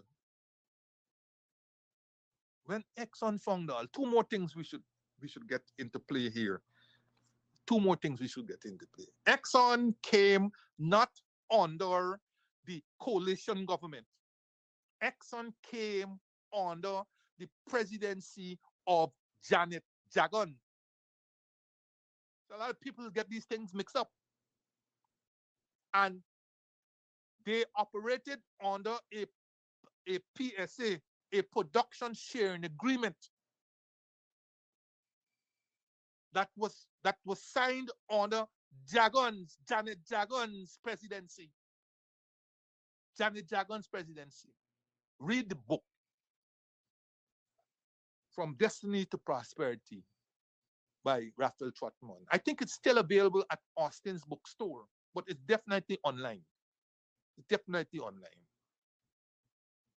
And like I said, it's easy reading. And it'll give you the basics. The PSA that was in vogue at the time the coalition government came in 2015 was signed by Janet Jagan or under Janet Jagan's presidency. And it was Janet Jagan's presidency who gave Exxon 600 blocks in the Stabroek block. 600 instead of the 60. Instead of the 60 that the law had provided for. It was Janet Jagan. See, these facts, they get hidden in this thing to make the coalition slash PNC slash APNU look like the bad horse. Look like the bad horse. But it was under the Janet Jagan presidency that the PSA was signed, production sharing agreement that was signed, and it also gave Exxon 600 blocks in the Stabroek block rather than the 60 that they should have been given under the act. But then the law was amended to provide for the minister acting in accordance with the Petroleum Exploration and Production Act and its regulations to make such a grant. Right? So she didn't do anything illegal or so on. But the law had said 60. Now you got nothing out there. You got to entice somebody to come and do something. It's like if you got a empty land growing busy grass. For those who listening internationally and don't know, nothing is happening. And then somebody comes to you and say, man, I would like to do something with this land and so on. And you say, man, go on, take it all. You know, if you find something, let me know. That kind of story. It wasn't, I mean, it's I'm being flippant and so on, but uh, uh it's something like that. Instead of 60, look, man, why you don't take 600, man? See what thing and so on. Okay, but this is the PSA. Okay, and the PSA, you know, you like here, Jagdio Halrin. Oh, well, we signed that when there was no oil, they were prospecting and all this kind of thing. Let us be very blunt, very, very, very, very clear. What was signed by the Janet Jagan government was no prospecting agreement. It was a production sharing agreement. And that production sharing agreement was almost the identical agreement that exists today. Today, with the Exxon that they're complaining about. Yes. You want to hear it again? The production sharing agreement that was signed under the Jagan government is almost the identical production sharing agreement that exists today by Exxon. There was a bridge between the two agreements because there you hear people holler how now that oil was found, we should have gone negotiate a new agreement. A new agreement. But the production sharing agreement didn't come to an end when they found the oil. The production sharing agreement that was signed by Janet Jagan provided, among other things, for a sharing of profits in the 75-25 ratio. That is that sharing of profits, sorry, that costs up to 75% of the revenues will be deducted for costs. The remaining 25% will be deemed to be profits shared in the ratio 50-50. That was in the 1999 agreement transferred via the bridge to the present agreement that Exxon has. The previous agreement gave Exxon extensive duty free. That is nothing new. All investments coming to this country get massive duty free under the law. Massive. That's nothing new. That was merely transferred. The 1999 agreement,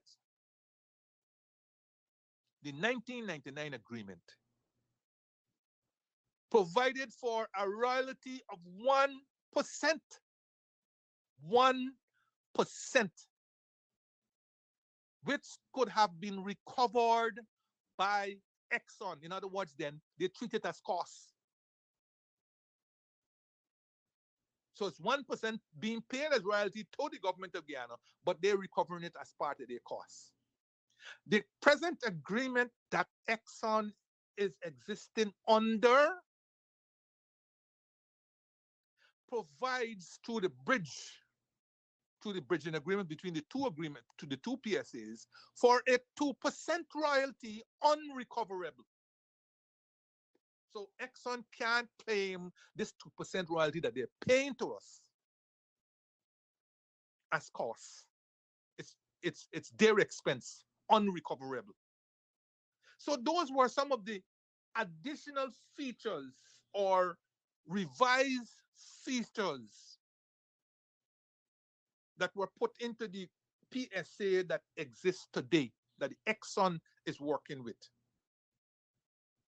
But for the most part, all that existed under the 1999 PSA is what is existing in today.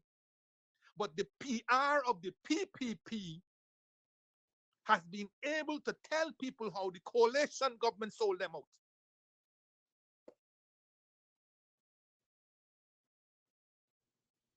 And not with, listen, don't run around hollering how, oh, I'm the first one to admit that the PR was bad for the coalition government. I'm the first one to admit. But having said that, I only say it from the standpoint that we were guilty of not explaining and explaining often enough and debunking the folly, the foolishness. Because you can't, PVP is doing what it's supposed to do, make the government look bad. But we weren't doing what we were supposed to do, even though we were taking the blows and doing the right thing. And up to today, new wine, same old bottle. I have a serious difficulty with the PR of the existing set in Parliament. Serious. And it's not going to go away. I know this cost me out in private and in public too. I'm not superior to anybody or any such thing. I never portray that. Never. But I know these people who we're dealing with. And they're walking all over us while we're sitting down and take it. In the coalition, they walked all over us while we had a feeble PR. Feeble. People telling you today, long after the fact, how we sell out. But they weren't there in 2015 May, when we were on the verge of an invasion in this country. They weren't there. And what you don't use, you lose. And what you can't protect is literally not your own. If you can't protect the shelf, we didn't even have a baloo, even though we had a what we had, what you call him? We had an admiral, but we didn't even have a baloo to go out there and protect our shelf. All kinds of people, Chinese, whoever else, murdering, dragging out our whole seabed of shrimp and fish and all kinds of people out there, marauders, everybody. We didn't even have a baloo to go and protect ourselves out there. Much less trying to protect oil that is how many meters below the ground in the seabed. Up comes somebody who says, I'm going to protect you, but here are my conditions. That's the one that got a gun to your head. That's the one I was talking about, negotiations. The one with a gun to your head. Take it or left it. And you want to know? Read Trotman's book. Read Trotman's book. Exxon, who knew our situation, put us in a take it or left it situation. The book says they flew down their top executives to Guyana. They flew down their top executives to Guyana around that time. And after conversations,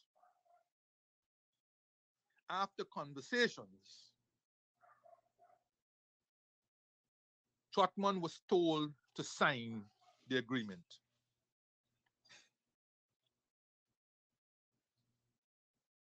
Trotman was told to sign the agreement.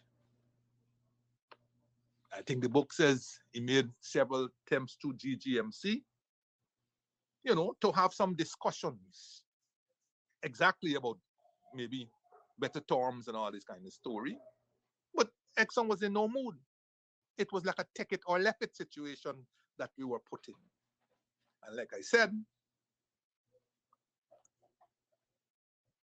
As Stratmon indicated in his book, top executives from Exxon flew down in their jets to Guyana, and then Stratmon said he was told to sign the PSA. And so the PSA was signed on June 27th, 2016. June 27th, 2016, the agreement was signed. And so Exxon's presence now on the shelf was permanent. Now, a major American is on the shelf. A major American is on the shelf. There's a bit more to our breathing than in a scenario where the Venezuelan Navy was walking all over us. They only left to throw down anchor in our waters. They only left to blockade us, preventing our fishermen from fishing, and so on. People must understand these things. They believe you just sit down there and tell Exxon, give you 10%, give you 15%. We are not Suriname. We are not Suriname. We're not Brazil. Everywhere that these people went, depending on your circumstance, will determine what they are willing to offer you.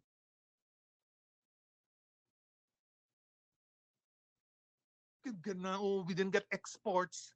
We got a lot of exports. Let Stratmon tell you. A lot of exports who tell them this and tell them that. But at the end of the day, it's the objective circumstance that will determine the outcome. It's the hand that you are dealt. You think today the objective circumstances change. You think today we will just sit down and take it from somebody? Because no, you know why? Because Exxon got the biggest of the black, 600. They're producing at a rapid rate. We're getting money. So whether the other ones want to come and so on, it's not a great it's not make much of a difference to us compared to 2015 when we had nothing. Nothing we had. And let me tell you something else. No, there's so much more I want to say. I think time running out. So let me just tell you this quick thing before. Maybe I should have started earlier because this is a long story. Got all this thing to do with signing bonus and all this kind of thing I want to talk about. Some set of clowns again talking about $20 million signing bonus. I mean, look, too early for put me blood pressure up, you know. Another reason why we hastened to get Exxon is because, with the exception of 1991, 92, and I think up to 1993, when growth was the highest, 8.7 or 8.9% in the last how many decades. Guyana's economic history was characterized by low to no to negative growth. Guyana's history prior to 2021, when we suddenly get 46% growth, was it 2021 or is it 2020? 2020, we had 46% growth, I think. Yeah, I think so. Yeah. Prior to 2020, Guyana's history of economic growth was characterized to low to no to negative growth.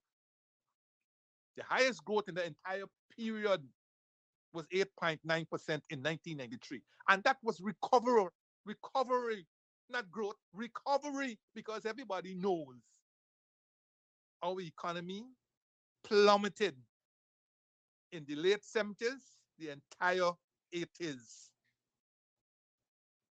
and only returned to growth in 1991 with 6.1%. So we were getting growth on a very low base. And recoveries are always easier than natural growth. that take place through the years. That's why when you hear about sugar growing by so you gotta laugh. You laugh. Sugar grew to 3%, a 10% increase. Sugar was 300 something thousand tons in the 1970s. How you hearing sugar grow last year from 33 to 40? At how much percent growth? That growth, them is recovery. We didn't recover yet to 1970s. So that was what growth had meant in Guyana. Recoveries. And it was visible in terms of the infrastructure. No real great infrastructure. All they do is patching roads and knocking up a 2-story or 3-story building or a hut here and there. It was reflected in the social alcohol abuse, murders, domestic violence, low educational outcomes, low health outcomes. All of that, it reflected in itself. Lack of money. Lack of money. And our 4 or 6 horsemen, sugar, rice, bauxite, gold, diamond, shrimp, they were all on their last leg. Some of them, the leg was so weak. The legs were so weak that we couldn't even put in a wooden leg. That's how bad it was. And in fact, the 23 years of suffering under the PPP 1992 to 2015 masked the level of decay in the economy. Masked it. And had we not had that simple interregnum of 5 years, we would not have known how bad it was.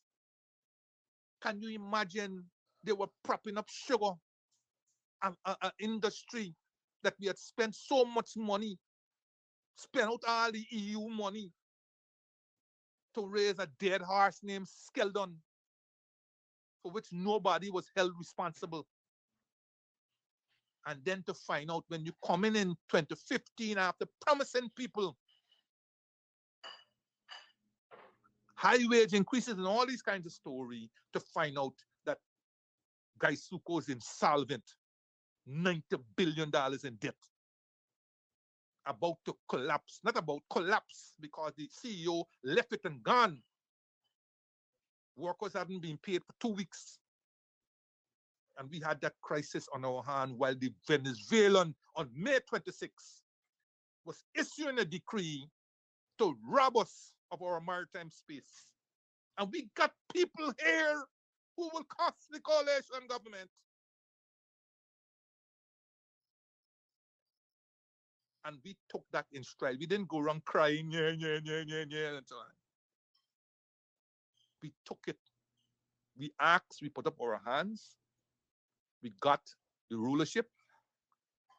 We took it. And we were expected to rule. And we did that. We didn't go complaining. But we didn't do a good job with our PR.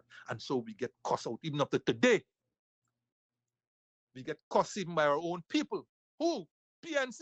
APN? Me? No, not me. I ain't voting. But they never spare a thought that they are today able to say that because of the freedoms and what we were able to do. And what we were able to do. Can you imagine if we had control of this kind of money that we swept, the coalition sweated, with a new industry, a cherished industry, an industry that came at the right time, because all of us scratch our heads as to how we will be able to move Guyana forward. We couldn't move Guyana forward with rice and sugar and bauxite. We weren't world beaters in those industries. We didn't produce enough. We weren't world rated in anything. The last time we had a world rater was calcined bauxite, when we controlled about 80% of the market. But after that, nothing really. Nothing to shout about. And then came oil, the greatest industry to land on our lap since King Sugar in the early days. Greatest industry since King Sugar. But there we were in an industry far more complex than sugar, far more complex.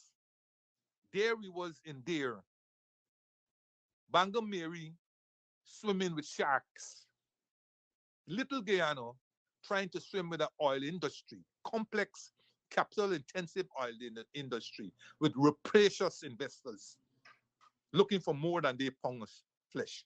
They'll make Shylock look like a decent butcher.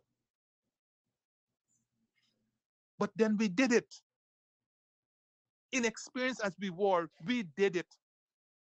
We set up Natural Resource Fund. We set up local contact, draft local contract law. We drafted Petroleum Commission bills, all these different things we did with little staff, with a lot of big heart. And in walks in these people, take over all these things, all the groundwork laid, take it over, and make coalition look like if they did nothing. And many of us contributed to that. Because many of them even had the patience. Imagine these people telling you today that they raise incomes. They raise incomes. Is that, listen, man, if you raise my income, I must be able to buy more than I was able to buy when I had the previous income. You raising my income, and I could only afford to buy less than I was buying with the old income. And these people got the gall to say one of their poverty reduction measures is that they raise incomes. They raise incomes. They raise incomes. But when they raise incomes, the money that you get in now can't buy the same basket of goods that you were buying with the old income. But listen, I could go for another 3 hours, but I'm gonna, y'all just remind me next week. If I'm going to stray off of this topic, tell me no, we want to hear more.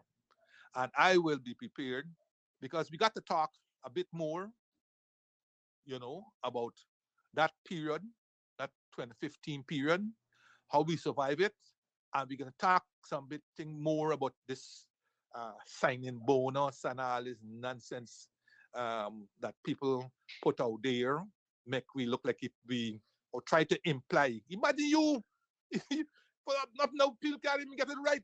People talking about 20 million signing bonus. I mean, I some guy named Mohammed Kideshi Mohammed or some 20 million bonus. See something out today, 20 million bonus. Oh, Guyana coalition last government for 20 million bonus. This no confidence motion coming. Listen, y'all go and talk to we name Charandas and ask him if he could find a reason why he voted against the government. We all know the reason, but he can't watch you straight in the face and say one.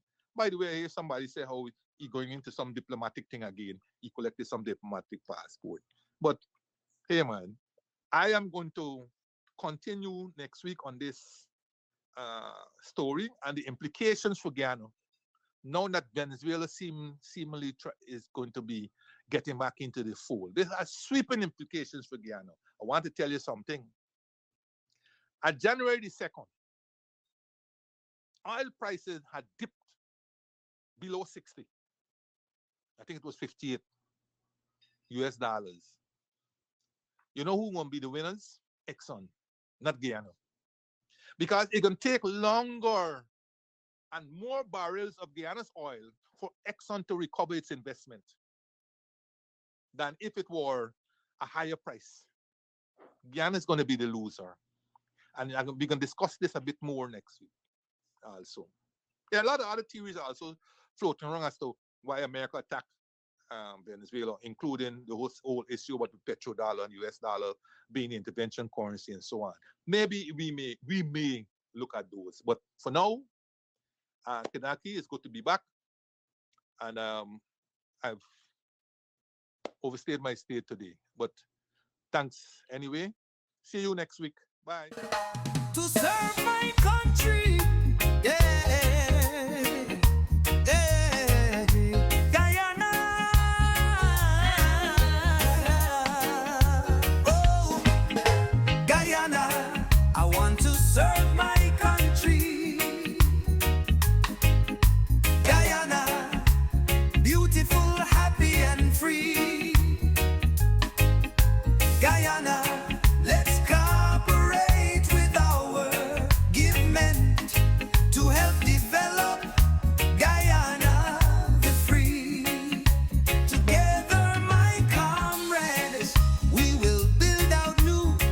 Guyana, a country where all have equal opportunity.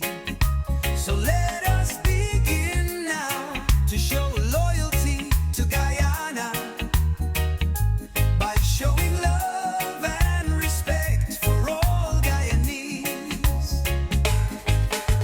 My brother, my sisters, we will live and die here together.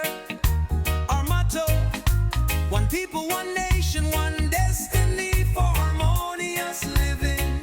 Cooperation will Guyanese. Will in time we settle all the rich land in the interior.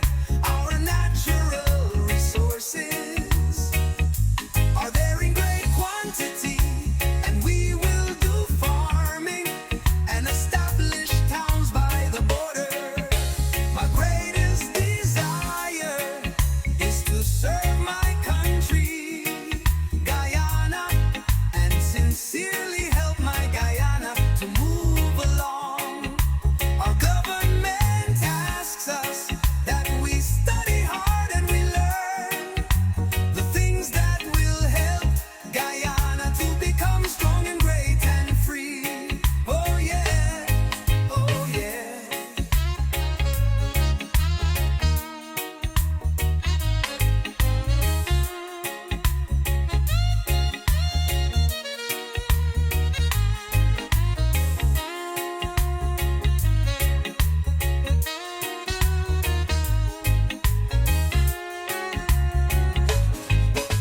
Guyana, I want to serve my country, Guyana, and sincerely help my Guyana to move along. Our government asks us that we study hard and we learn the things that will help Guyana to become strong and great and free. Oh yeah, Guyana.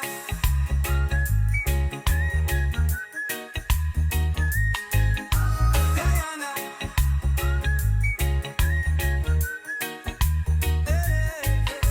Guyana, I want to serve my country, Guyana, and sincerely help my Guyana to move along.